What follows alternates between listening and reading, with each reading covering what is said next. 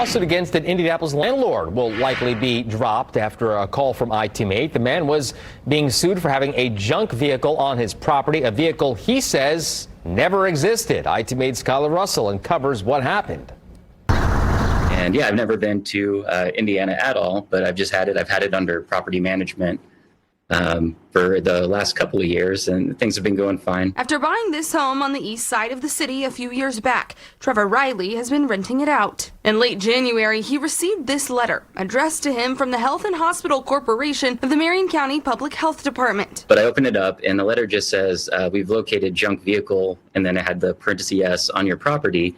It can be remediated by removing it. The letter does not give a description of the car and said it needed to be fixed by January 30th, or he would be fined $2,500 a day. Riley sent the info over to his property manager and contacted the county to let them know he was taking action. Property manager had sent in photos because they didn't see anything there, and I figured the issue was resolved. And a few weeks later, he gets this letter from the department. And that one said that the issue was not fixed. With again no info on a make or model of the junk vehicle, he sent the info to the property manager and left a message with the inspector. I just wasn't getting very clear information from them, and we couldn't locate any vehicle. So he asked them if he could tow it, and they bill him. And we submitted a request through the mayor's action line to have it towed, and that request was voided, and I didn't receive any sort of reason why. The next day, he got a call from the county telling him the issue was being dismissed, but they then called back a few hours later to say the car was back and that it was an unplated car that may be moving, but was unregistered. Went out to the property again, took a video showing there was no abandoned vehicles or junk vehicles or anything like that on the property. It is March 6th. Current time is 9:45 a.m. in front of our property.